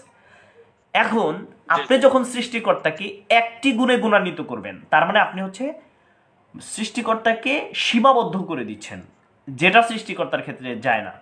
দ্বিতীয় নম্বর অপশন হচ্ছে যে আপনি সৃষ্টিকর্তাকে আপনি একটি দিককে লক্ষ্য করে বলছেন যে এইখানে সৃষ্টিকর্তা কি করছে। হ্যাঁ, এটা হচ্ছে আপনার সীমাবদ্ধতা, যে আপনি একটি দিককে লক্ষ্য করে বলতেছেন। আর যিনি হচ্ছে এটার ক্রিয়েটর, তিনি হচ্ছে সকল কিছুকে, মানে এই মহাবিশ্বের ঊর্ধ্বে গিয়ে সকল কিছুকে দৃষ্টি নিক্ষেপ করে তিনি কি করছেন, এই জিনিসটি দেখছেন। তার মানে আপনার একটি দৃষ্টিভঙ্গির দিকে লক্ষ্য করে সৃষ্টিকর্তা এই কাজটি করবে কি করবে না, এটা আপনার সীমাবদ্ধতা, সৃষ্টিকর্তার সীমাবদ্ধতা না। এবার আসেন দ্বিতীয় নাম্বার ফাইনাল ডিসিশনে। তিনটা পয়েন্টে আমি আপনার সাথে কথা বলেছি, তিনটি পয়েন্ট যদি আপনি বুঝে থাকেন তাহলে এবার আপনি সমাধানে আসতে পারবেন। যিনি হচ্ছে ক্রিয়েটর হবেন, যিনি সৃষ্টিকর্তা হবেন, তিনি এই যে আপনি পবিত্র কোরআনে একটা খিজির আলাইহিসসালামের একটা ঘটনা আসছে, যেখানে হচ্ছে আপনার মুসা আলাইহিসসালাম খিজির আলাইহিসসালামের সাথে ঘটনা, তো ওইখানে দেখতেছে যে একজন মানুষকে ডাইরেক্টলি খিজির আলাইহিসসালাম মেরে ফেলে দিতেছে, মাটি চাপা দিয়ে মেরে ফেলে। জিজ্ঞাসা করছে কি ব্যাপার, কি ব্যাপার, আপনি মারলেন কেন? তো খিজির আলাইহিস সালাম যখন মুসা আলাইহিস সালামকে নিয়ে যাচ্ছিল তখন বলছিলেন তুমি কোনো প্রশ্ন করতে পারবে না, এটা কিন্তু কোরআনের ঘটনা, আমি আপনাকে বলে শোনাচ্ছি। তো বলছে কোনো প্রশ্ন করতে পারবে না, আমি যা করি তুমি এটার কোনো প্রশ্ন করতে পারবে না। ভাইয়া সরি, আমি আপনার সাথে ওই ব্যাপারে আপনি যেভাবে প্রথমে বলছেন এখানে কিন্তু আপনি ভিন্ন ভিন্ন খাতে চলে যাচ্ছেন। না না না না, আমি একটু ভিন্নভাবে যাচ্ছি না, আপনার পয়েন্টটা আমি বোঝানোর জন্য, মানে আপনি একদম ক্লিয়ার হন এবং আপনি সেকেন্ড যেন প্রশ্ন না করেন। যে যুক্তির মাধ্যমে কথাগুলো বলছেন এখন কিন্তু আপনার ধর্মের দিকে ঢুকে যাচ্ছেন। না, আমি আমি আমি ধর্মের দিকে যাচ্ছি একটা উদাহরণ পেশ করার জন্য, আমি ধর্মকে স্ট্যান্ডার্ড হিসেবে আপনার সামনে এখনো পেশ করি নাই। প্রথমে তো বললাম না যে যুক্তির সাথে না না না, আমি আপনাকে ভালো করে বুঝবেন, আমি আপনাকে ধর্মের স্ট্যান্ডার্ড দাঁড় করানোর জন্য কথা বলিনি, আমি আপনাকে একটি উদাহরণ পেশ করার জন্য বলছি। উদাহরণ আপনি শুনেন এবার।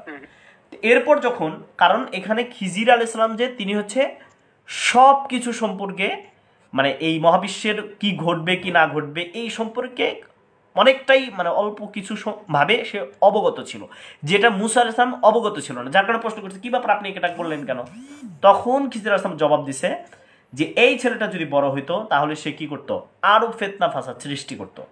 এইটা হচ্ছে আপনার কাছে এক নম্বর বিষয়। দ্বিতীয় নম্বর বিষয় হচ্ছে যে আপনার এই যে ঘটনাগুলো কি প্রমাণ করে, যে এটা হচ্ছে কম জানার উপর ভিত্তি করে মানে প্রশ্নগুলো জাগে। ঠিক তেমনি ভাবে এই মহাবিশ্ব যিনি সৃষ্টি করেছেন তিনি অবশ্যই হচ্ছে প্রজ্ঞাবান বা জ্ঞানী, এটা আপনাকে মানতে হবে। কারণ তিনি যদি ক্রিয়েটর হয়ে তিনি যদি প্রজ্ঞাবান না,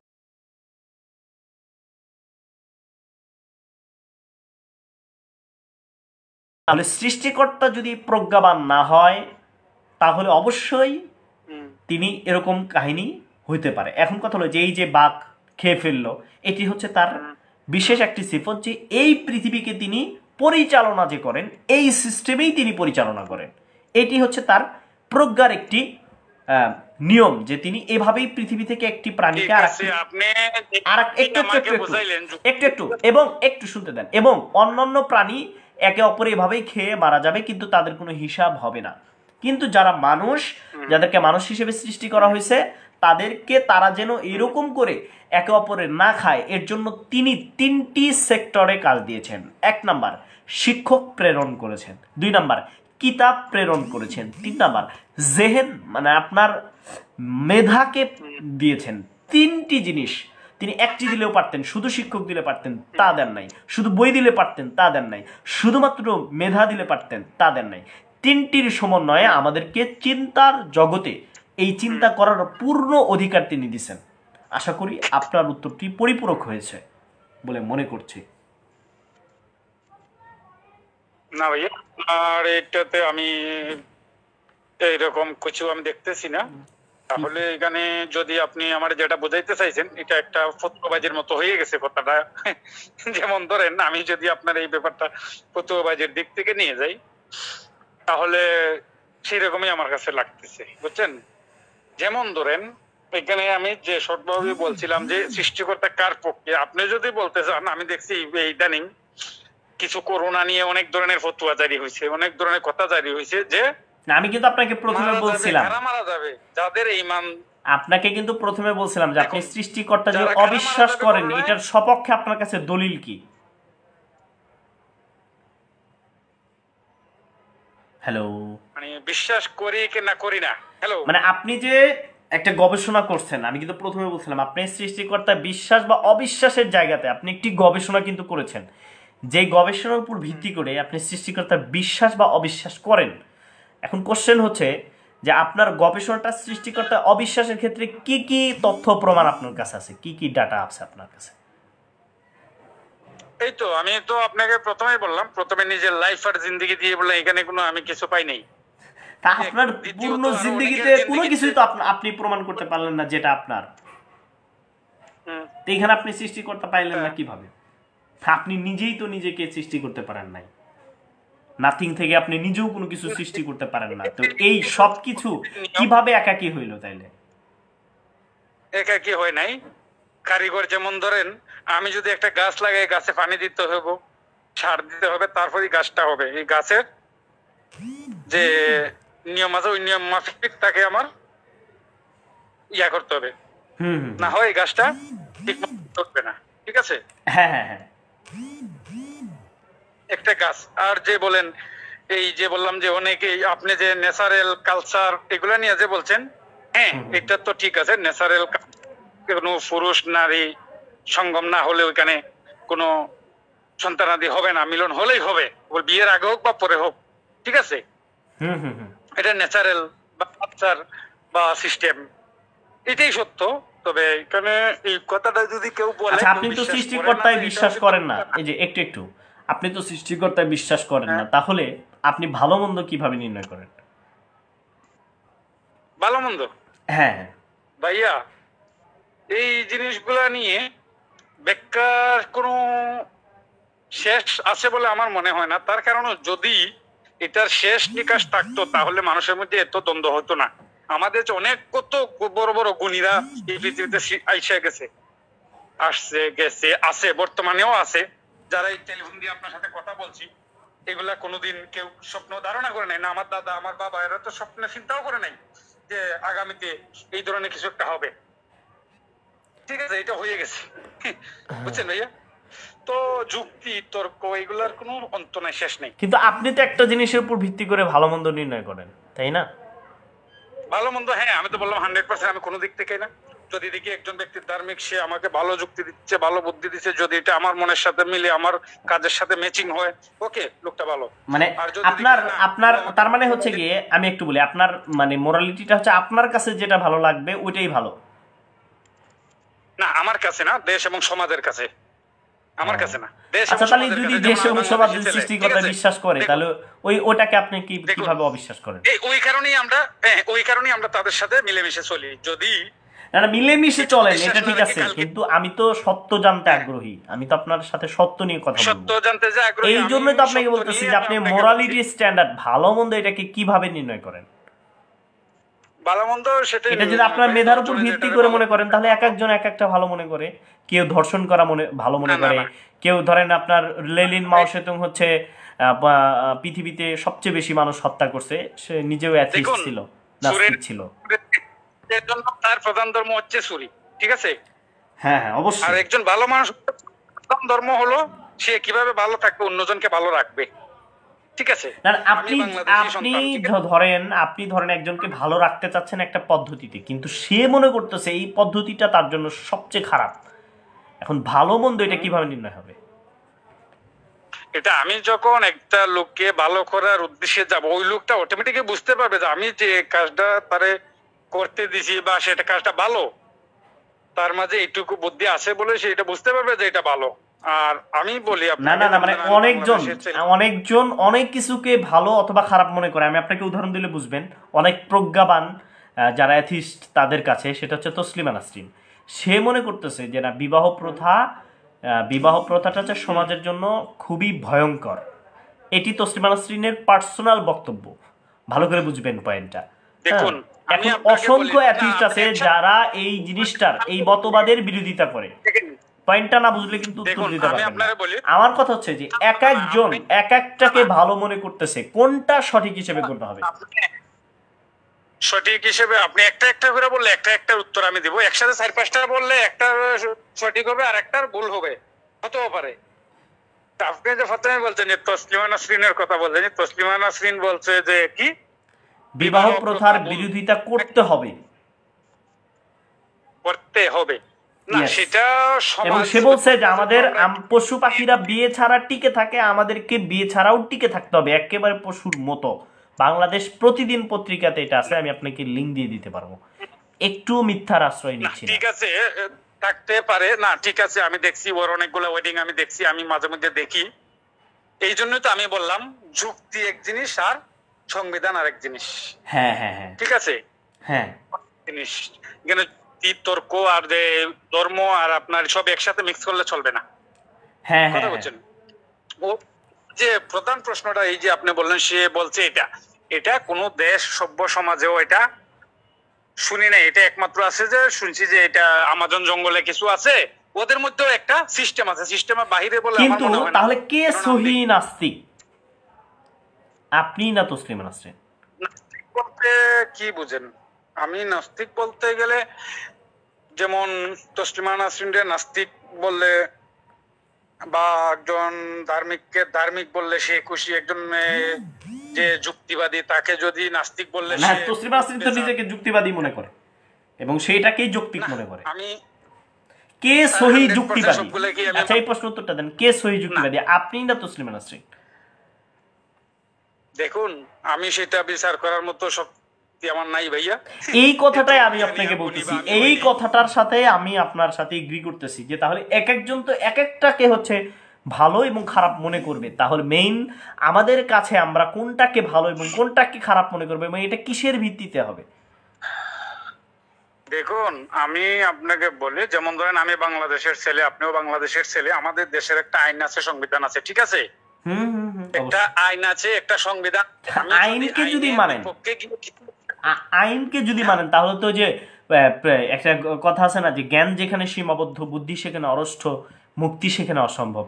মানে আপনি কোনো জিনিস নিয়ে প্রশ্ন করতে পারবেন না, করতে পারবেন না, এটা তো হচ্ছে নাস্তিকতার পুরোটাই খেলাফ।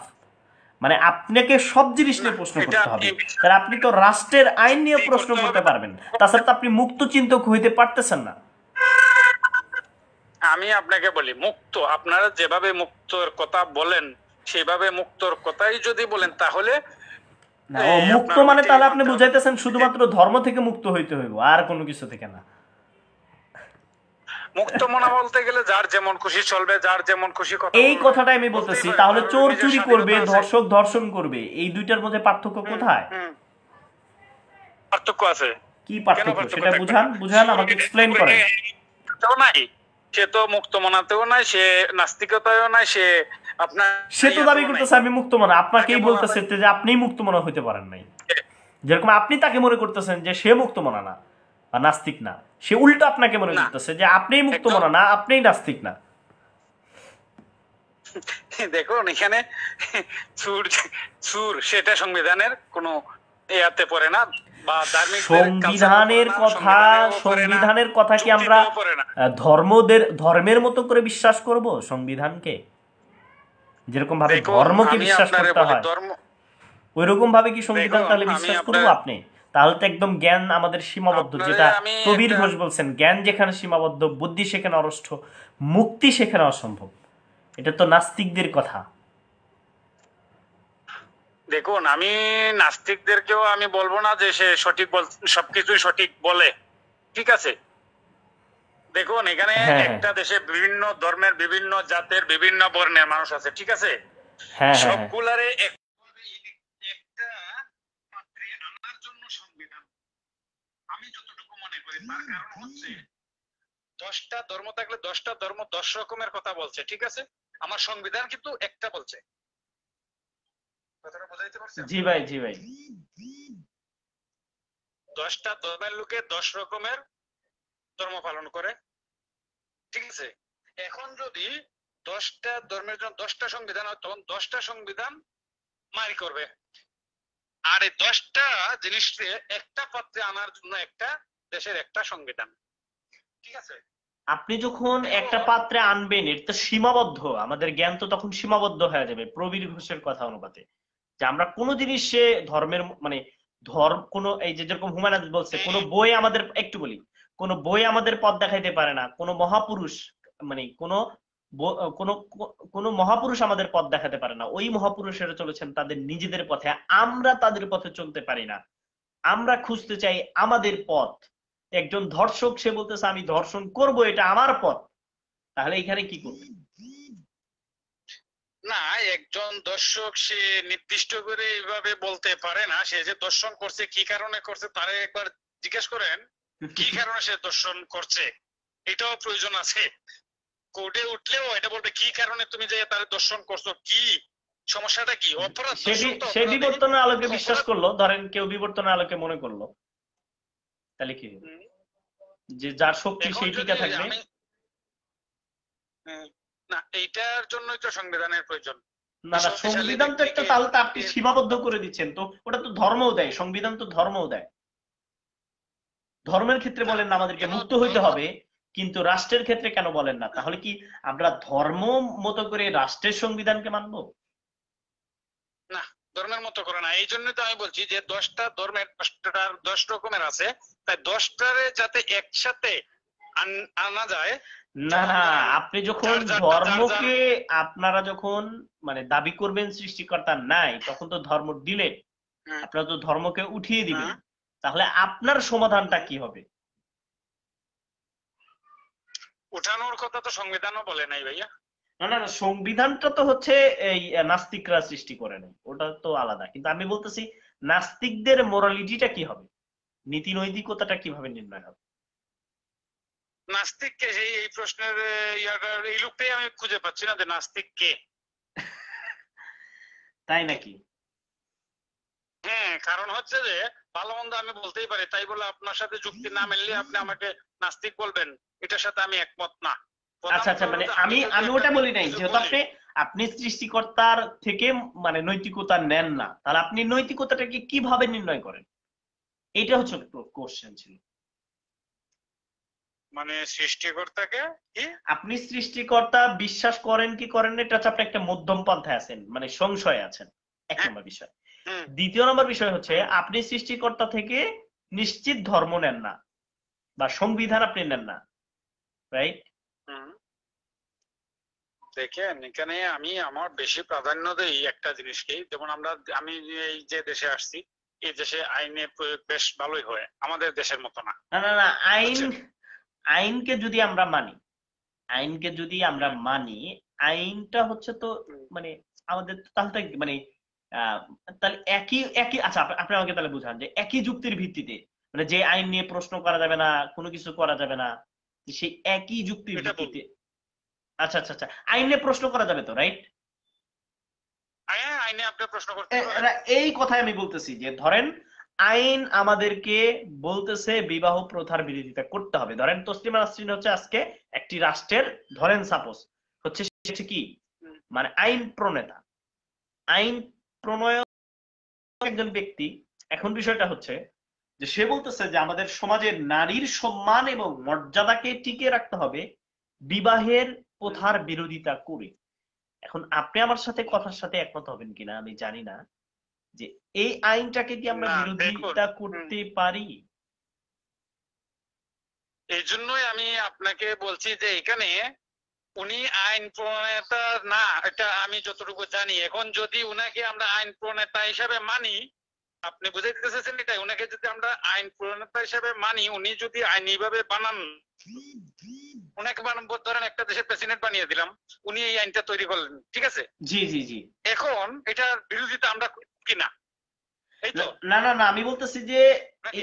আমি বলতেছি যে যে আমরা কি তাহলে তসলিমা নাসরিনের কথা, একজন মানুষ যেরকম ভাবে ধর্মের নিয়মকে বিশ্বাস করে, আমরা কি তসলিমা নাসরিনের কথা ঠিক হুম। একই ভাবে বিশ্বাস করব কিনা? আচ্ছা, ঠিক আছে, আমি মনে করলাম ঠিক আছে, আপনি যে বলছেন, আমি যতটুকু জানি তসলিমা নাসরিন আইন প্রণেতা না, উনি একজন লেখক। উনি হয়তো ভালো মন্দ লেখেন, এখানে খারাপও আছে, আমার ভালো কথাটা আছে, এখান থেকে কেউ আমার অনেকে কথাটা অনেকটা আপনি মানুষ, বুঝতে ঠিক পারেন আছে? নাই, আমার কথাটা আপনি একটু বুঝতে পারেন নাই, যার কারণে আপনি ইয়া করতেছেন। আমি বলতেছি আপনি একটা জিনিসকে ধরেন ভালো বললেন, এটার একটা একটা কারণে বলেন নাকি, হুম, না আপনার মনে হয়েছে তাই বলেন, কোনটা? অবশ্যই। হ্যাঁ। যে আমি এটাই বলতেছি যে একটা জিনিসকে আপনি ভালো মন্দ কিসের ভিত্তিতে নির্ণয় করেন, এটা আপনার শুধুমাত্র মেধার উপর যদি নির্ণয় করেন, তাহলে তো এক একজন এক একটা, আমার পয়েন্টটা বুঝবেন আগে, এক একজন এক একটা জিনিসকে ভালো মনে করে, তাহলে পৃথিবীতে আসলে কোনটা ভালো সেটি নির্ণয় করা অসম্ভব হয়ে যাবে। কারণ আমরা দেখতে পাইতেছি যে অসম্ভব এক হয়ে যাবে। একজন এক এক জিনিসটাকে হচ্ছে ভালো মন্দ মনে করতেছে, বুঝেন ভালো কি? মন্দ বুঝে। ঠিক ঠিক আছে, একই ভাবে কেউ আমরা গাঁজা যদি পছন্দ করে, কেউ আইনকে দেখেন মানি, আমি আমরা বলি, যদি কেউ এটাকে ছেড়ে দিই এখন রাষ্ট্রের আইনকে মানি, তাহলে এখানেও কোন একজন ব্যক্তি আইন প্রণয়ন করতেছে। এখন সে যদি তার নিজস্ব স্বার্থ উদ্ধারের জন্য এই আইনগুলো করে, ভালো করে বুঝবেন, হুম, তাহলে সেই আইনের যে আমরা বিরোধিতা করতেছি, তাহলে কোনটা হবে বিশেষ সমাধান? সে আপনাকে মনে করতেছে আপনি স্বার্থপর, আপনি তাকে মনে করতেছেন যে স্বার্থপর। আসলে কিভাবে একটা আইন তাহলে প্রণয়ন হতে পারে যদি সৃষ্টিকর্তার ধারণা এবং সৃষ্টিকর্তা থেকে নৈতিকতা নেওয়াকে বাদ রাখা হয়?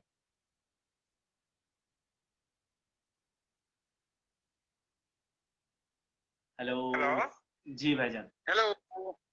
জি জি বলেন। ভাই, বলেন। হ্যাঁ, বলেন ভাই। বললাম তো আমি। হুম। দেখেন এখানে আপনি যেটা বলছেন যে সে আপনি একটা জিনিসে বেশি প্রাধান্য দিচ্ছেন, ও যে বলছে যে মানুষ, ও যে চাইছে যে নারী পুরুষের বিবাহে বন্ধনের প্রয়োজন নাই, এই তো, না, নারী যে যার পুরুষের মতো জন্য না, পারে আমি বলছি চলুক। এক একজন এক একটা নীতিমালা দিবে, কারো নীতিমালার সাথে কারো নীতিমালা পড়বে না তাহলে, এবং ভালো এবং মন্দ এইটার ডেফিনেশনটাও এক একজন এক এক রকম করে দিবে, তাহলে কোনটা সঠিক যে সিদ্ধান্ত বলে গণ্য হবে? এইটা হচ্ছে মেইন প্রশ্ন। কোনটা সঠিক সিদ্ধান্ত?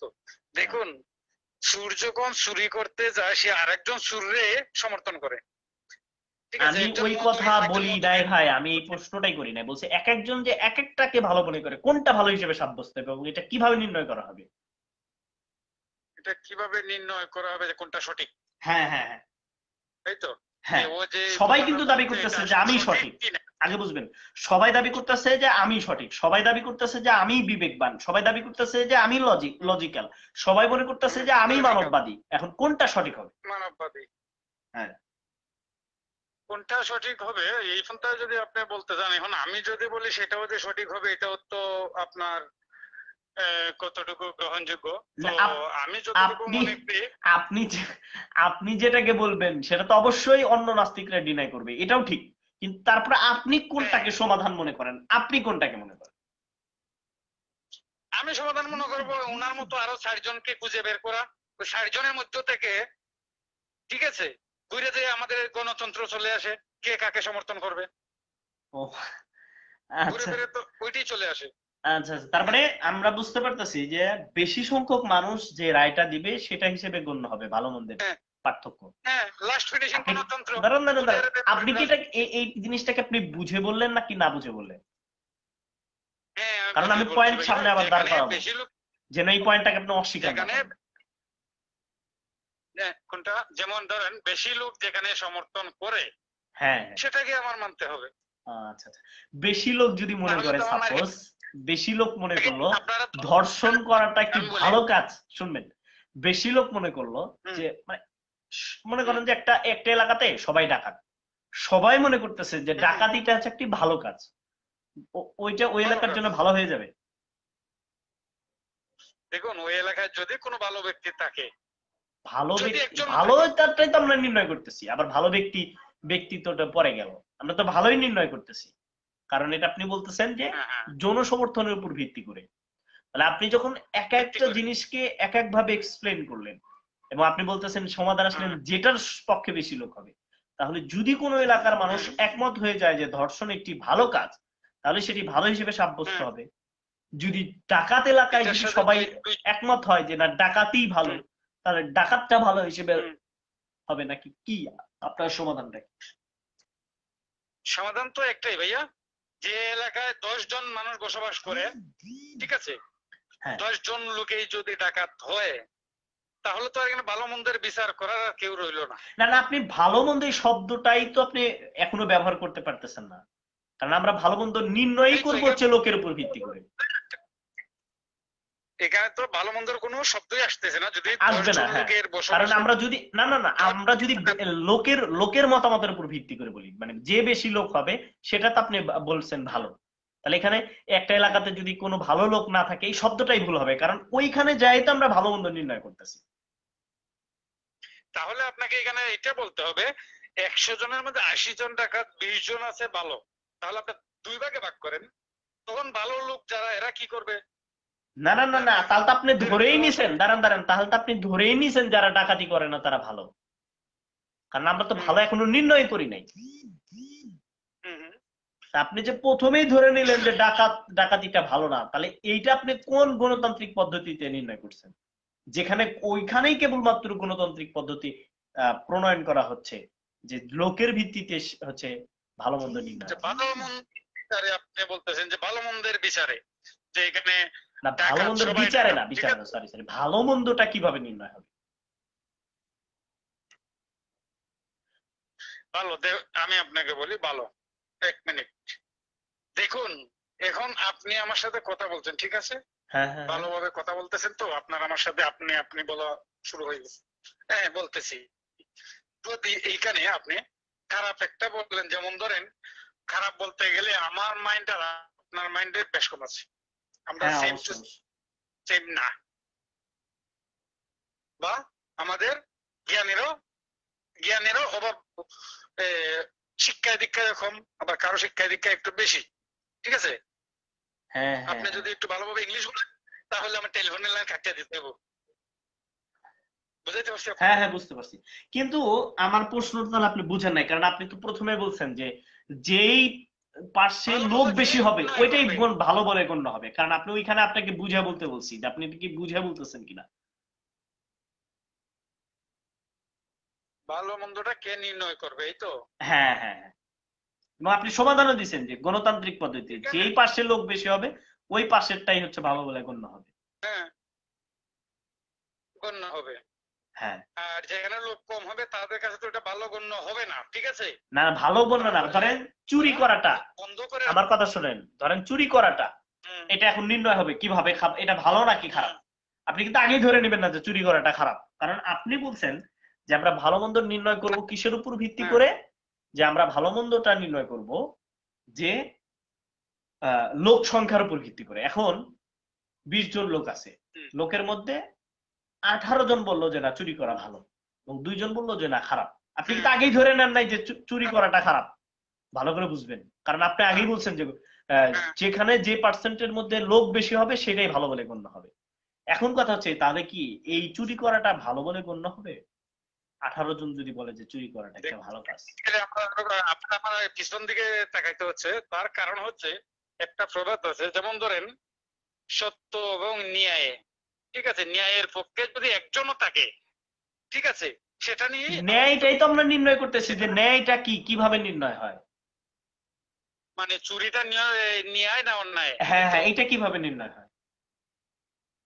এটা নির্ণয় হয় যেমন ধরেন, এখন যদি বলতে যাই এটা ব্যাখ্যাটা কিভাবে দিব বুঝতে পারতেছি না। আপনি যে জায়গায় আমারে ধরছেন এই জায়গাটা নির্ণয় এটা করা খুব কঠিন।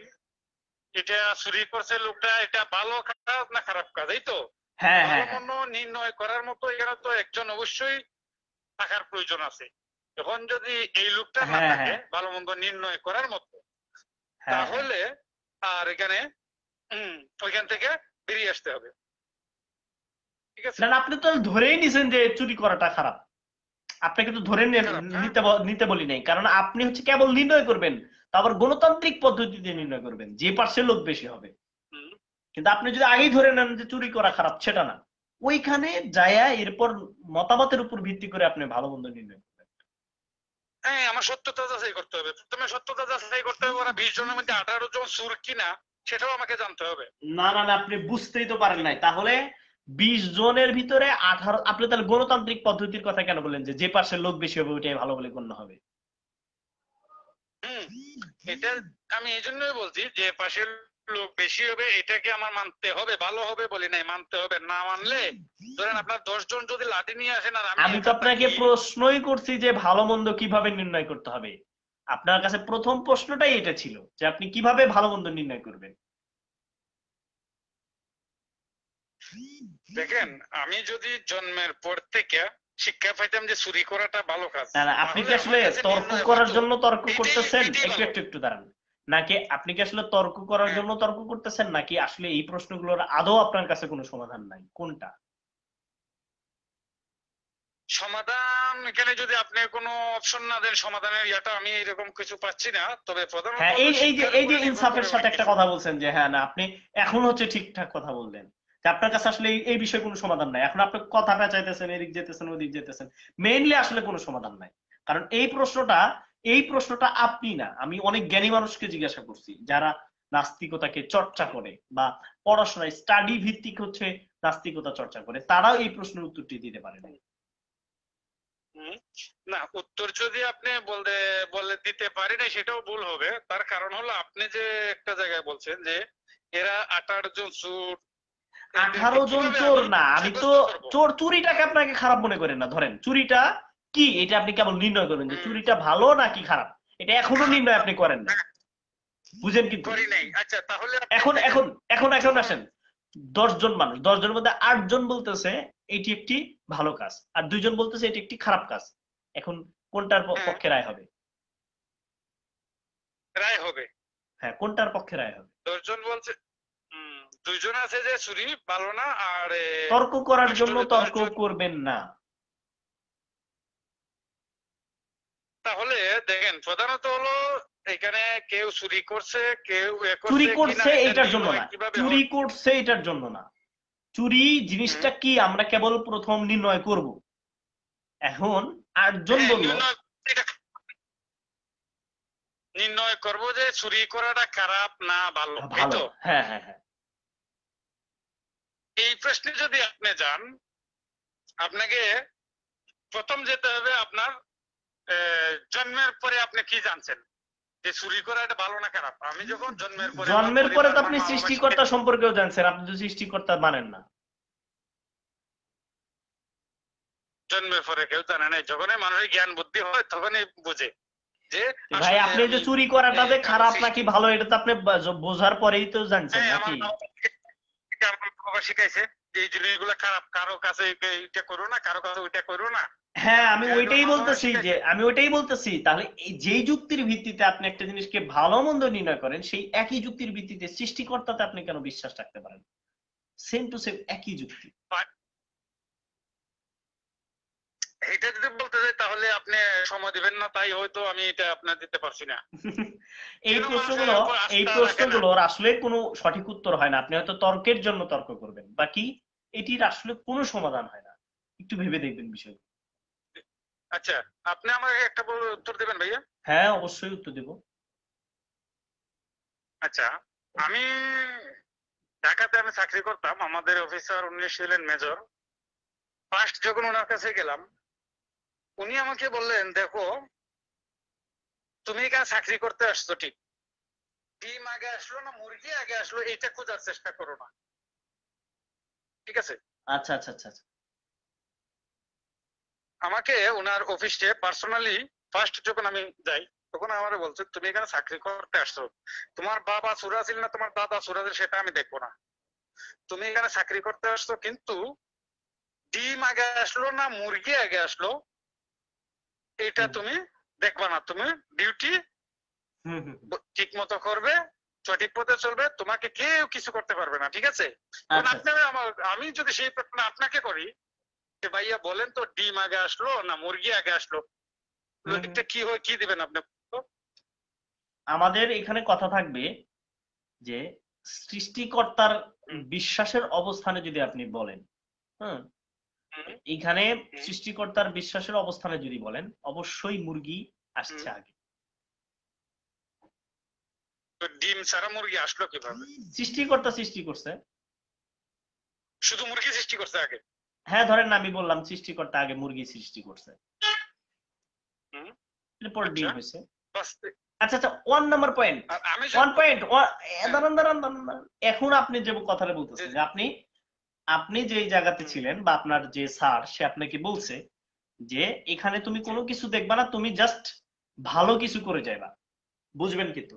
তার মানে হচ্ছে ওইখানকার ভালো মন্দ কেউ একজন নির্ণয় করছে। তার মানে ওইখানকার অফিস যে প্রধান সে নির্ণয় করছে যে ধরেন একটা আপনাকে হচ্ছে কাজ দিছে যে দিনভর হচ্ছে তুমি একটা জিনিস টাইপ করে আমাকে দিবা। তাহলে এই কাজটা যদি আপনি ওই মালিক, একটু শুনবেন, ওই মালিকের কাছে আপনি তখন ভালো হবেন যখন আপনি তার কথা মতো আপনি কাজগুলো করবেন। এখন কথা হচ্ছে যে কারণ এই ভালোটার নির্ণয়কারী কিন্তু সে, এখন কথা হলো ওইখানে আপনি একজন দাঁড়ায় দাঁড়ায় ধরেন আপনি মানে ইয়া করতেছেন, কি করতেছেন, ধরেন আপনি ক্রিকেট খেলতেছেন, ক্রিকেট খেলাটা কিন্তু, হ্যাঁ ধরেন আপনি অন্য একটা কাজ করতেছেন, সেই কাজটা একটি ভালো কাজ, খারাপ কাজ না, কিন্তু এই মালিকের দৃষ্টিকোণে কিন্তু সেটি ভালো না। কারণ কি?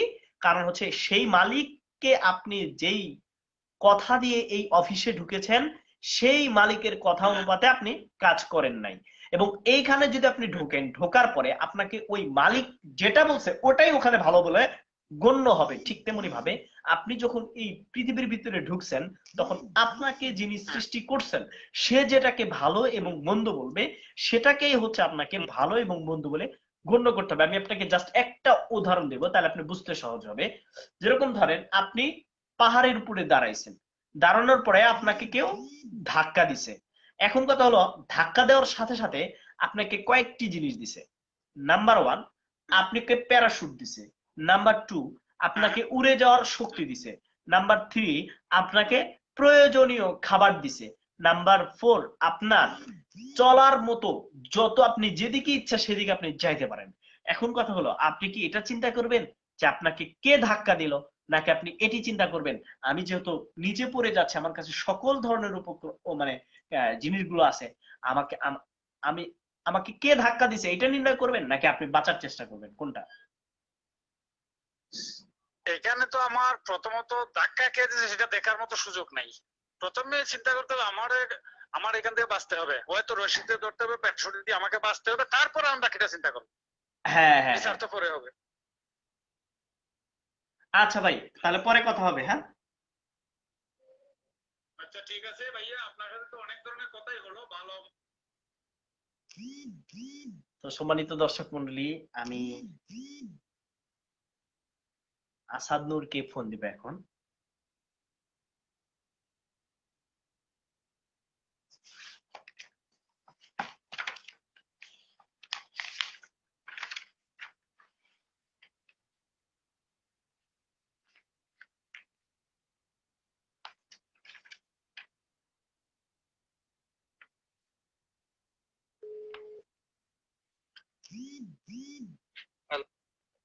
হ্যালো, আসাদ নূর ভাই, হ্যাঁ হ্যাঁ বলেন।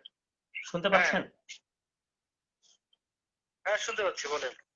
না, আমি আসলে একটু আপনার কাছে একটু সময় নিয়েই কথা বলতে চাইছিলাম, একটু শিখতে চাচ্ছিলাম। আমি নাস্তিকতার উপর পড়াশোনা করতেছি, আমি বিভিন্ন বই টই পড়তেছি, হুমায়ুন আজাদের আমার অবিশ্বাস বই পড়লাম, নারী বই পড়লাম, তসলিমা নাসরিনের বইগুলো আমি খুব অধ্যয়ন করতেছি, এবং আমার কিছু বিষয় মানে খুবই জানার আগ্রহ।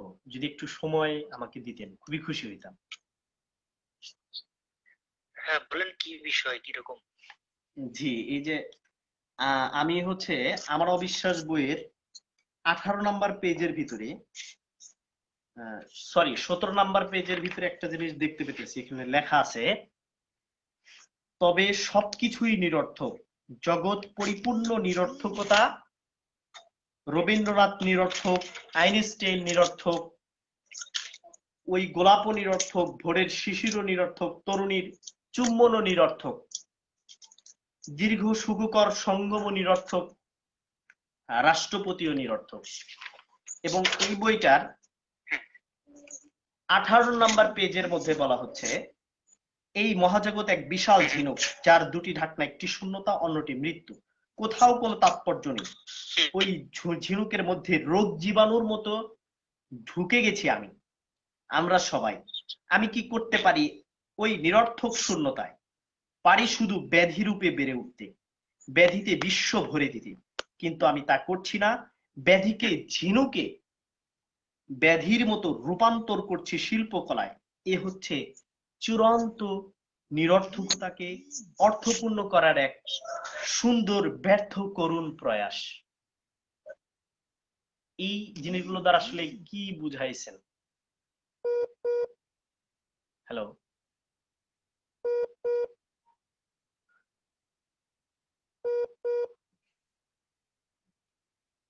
হ্যালো।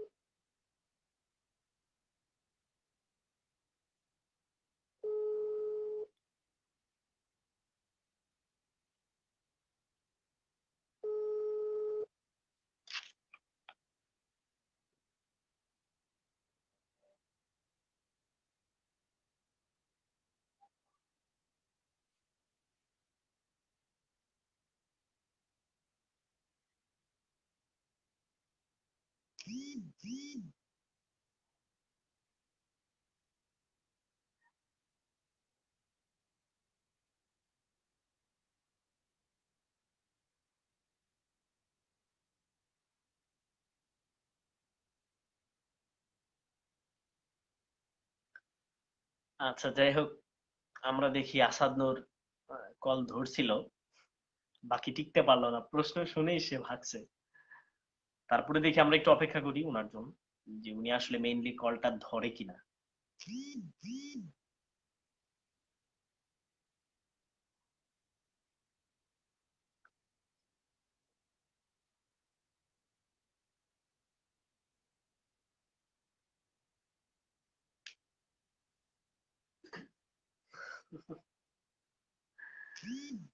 আমরা ওনার জন্য একটু অপেক্ষা করব।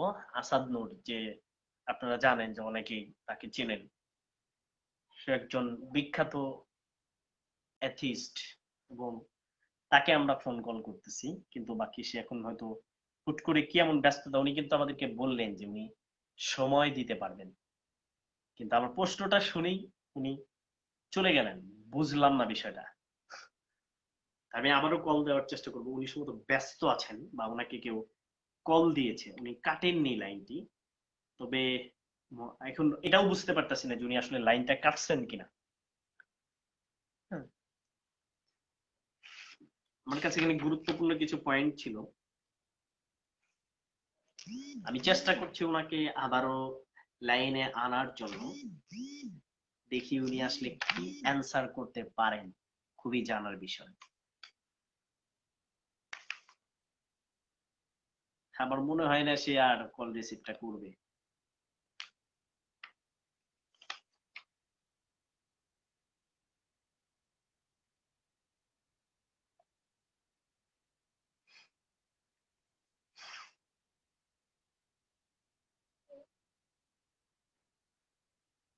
তো দর্শক মন্ডলী, আপনারা আমাদের সাথে থাকবেন, দেখি আমরা আসাদ নূরকে আবারও কলে আনতে পারি কিনা। আমি আবারও কল দিচ্ছি, দেখি।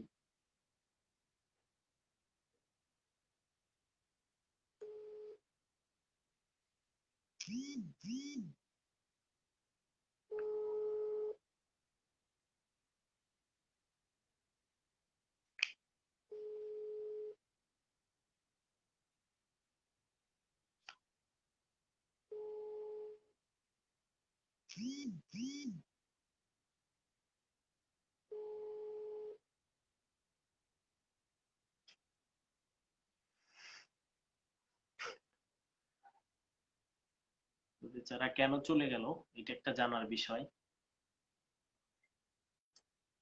আমি একটু চেষ্টা করে দেখছি ওনাকে আবার আনা যায় কিনা। আচ্ছা, তবে আমরা লাইভটি শেষ করে দিই এখন। হ্যাঁ, সকলে ভালো থাকবেন, সকলে সুস্থ থাকবেন, সকলের সুস্বাস্থ্য কামনা করে বিদায় নিচ্ছি। আসসালামু আলাইকুম রহমতুল্লাহি ওয়া বারাকাতুহু। আমাদের নিয়মিত আয়োজনে আপনারা আমাদের সঙ্গে থাকবেন। আচ্ছা, দেখি এখানে আমরা যুক্ত করার চেষ্টা করছি একজন ভাইকে, মুসলিম ভাইকে। দেখি তাকে যুক্ত করা যায় কিনা।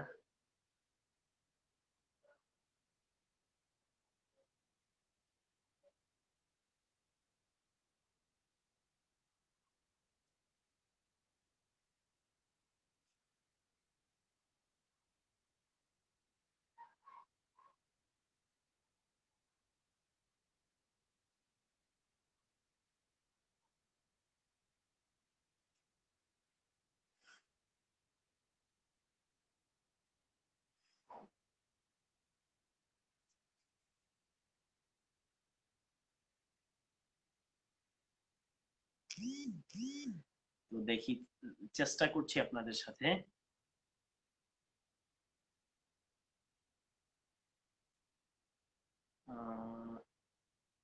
কি হলো, আসাদ নূর আর কল ধরতেছে না। সে বুঝতে পারছে যে এখানে কি ধরনের প্রশ্ন করা হয়েছে। জি, আমরা লাইভটি শেষ করছি, সকলে ভালো থাকবেন। আসসালামু আলাইকুম।